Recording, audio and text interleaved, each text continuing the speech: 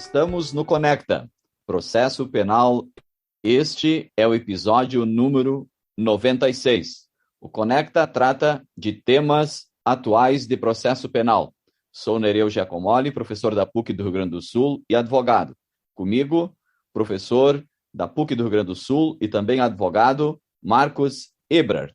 Este episódio número 96 tratará da citação por meio do aplicativo WhatsApp. Todos nós sabemos que existem três formas fundamentais de citação no processo penal. A citação pessoal, que é a regra, a citação feita por mandado através de oficial de justiça. A citação por hora certa, que foi introduzida com a reforma parcial do processo penal em 2008. E a citação por edital. Mas o que nos interessa nesse episódio número 96 é a citação por edital, a citação por mandado que se dá por meio do oficial de justiça. E o Código de Processo Penal estabelece, no artigo 351, a forma de citação no território nacional por mandado, e no artigo 352, elenca o que deve conter o mandado que o oficial de justiça deve entregar para o réu.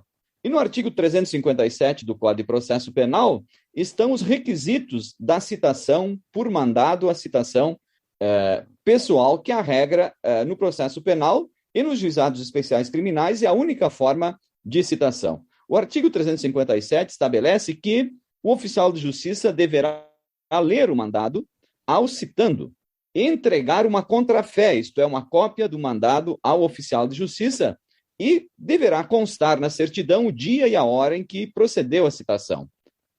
Então, e a certidão do oficial de justiça, segundo o inciso 2º, nesta certidão deve constar especificamente que houve a entrega da contrafé ao citando ao réu e que ele aceitou ou recusou a contrafé. Mas a citação se constitui num ato de comunicação que o Estado faz ao acusado para que ele possa se defender, para que ele possa constituir um advogado, exercer o contraditório e a ampla defesa.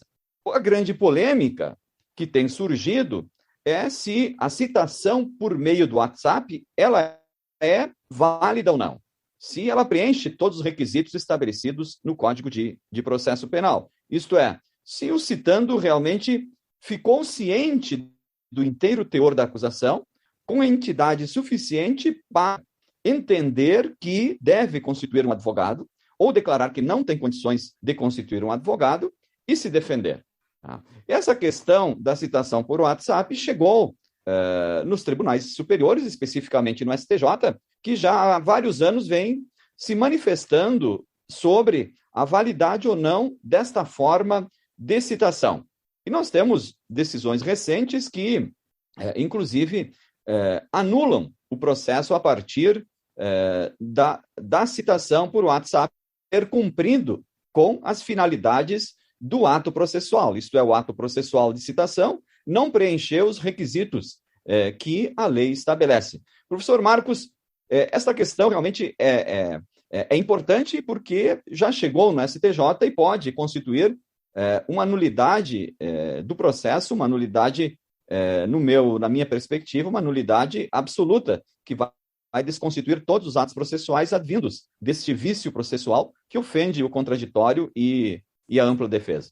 A primeira coisa que me chama a atenção e que me traz preocupação, professor Nereu, é que com a tendência de temas práticos no Conecta Podcast, voltados para o dia a dia da advocacia, do exercício da magistratura e também das atividades do Ministério Público e, claro, da Defensoria Pública, assim como, evidentemente, temas voltados para os estudantes de direito e pesquisadores, minha primeira preocupação se dá com um ato de maior importância no processo penal, que é o ato de ciência da acusação.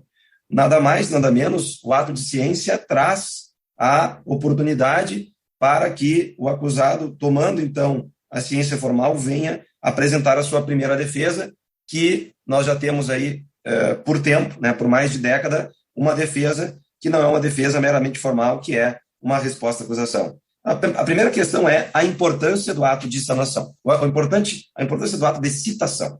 Mas, de outro lado também, traz grande preocupação a questão das sanatórias. Essa é uma grande preocupação que se tem, porque toda vez que nós temos um recorte de invalidade ou de nulidade, como alguns preferem, dentro do processo penal, nós temos também uma preocupação dos tribunais, não só dos tribunais superiores, mas em tentar recuperar o ato sob o desígnio de que esse ato cumpriu a sua função.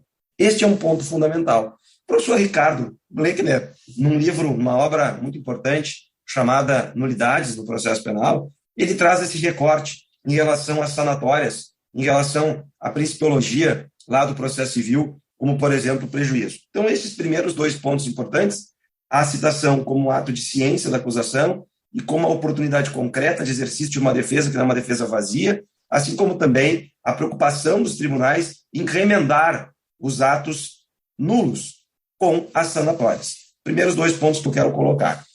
Nesse contexto, e trazendo este problema que mais tarde ou não, mais cedo ou mais tarde nós teríamos, o Superior Tribunal de Justiça já se manifestou em algumas oportunidades sobre, digamos assim, se pode dizer, os contornos que deve ter essa citação por WhatsApp.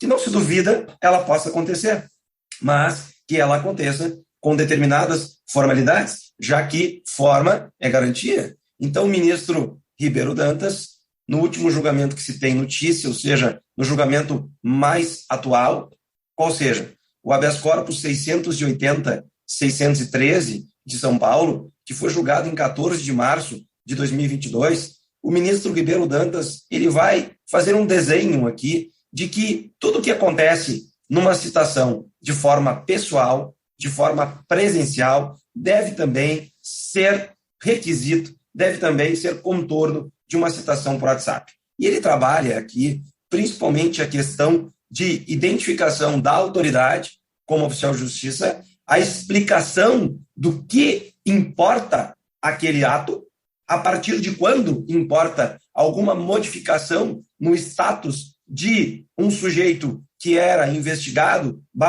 eventualmente denunciado, e que agora ele é citado. E contra ele, sem dúvida alguma, agora formalmente tem uma ação penal.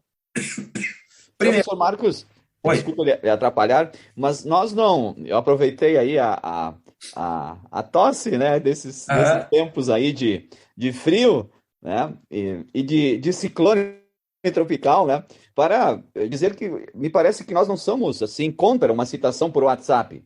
Eu acho que as novas tecnologias elas estão aí para servir à administração da justiça, para servir ao processo. O problema está em que essa citação por WhatsApp deve realmente comunicar a acusação e garantir a autenticidade dessa citação, né?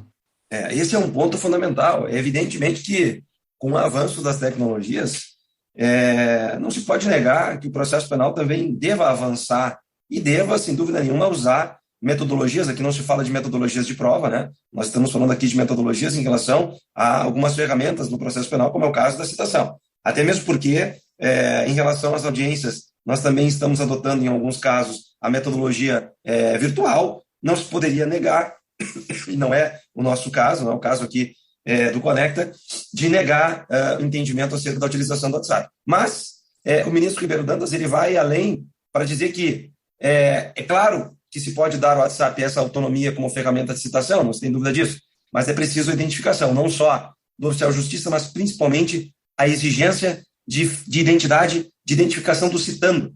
Para quê? Para que a gente possa saber que efetivamente é aquela pessoa que é o destinatário daquela citação. A gente sabe que hoje nós temos uma troca de celulares, de aparelhos, de números de celulares pelas pessoas, que é realmente irregular essa troca. O que significa dizer que pode aqui acontecer uma inércia de algum acusado. E não se venha dizer mais tarde, o ministro Ribeiro Dantas faz essa advertência, professor Nereu, não se venha dizer mais tarde que a circunstância dele ter vindo ao processo, seja por mais tarde ter sido intimado para uma audiência, ou ter sido intimado de uma sentença condenatória, não se venha dizer que essa citação falha, ela cumpriu a sua função. Então é preciso realmente que a citação ela preencha esses requisitos, professor Nereu, e assim foi que o STJ se manifestou recentemente. Esse é o episódio 96 do Conecta Podcast, Processo Penal em Debate, com Nereja Comoli e Marcos Evergatti, que estará no ar no dia 18/5, no dia 18 de maio, às 18 horas. Compartilhe conhecimento pelo Conecta Podcast, pelo Instagram e também pelo YouTube e, sem dúvida nenhuma, pelo Spotify.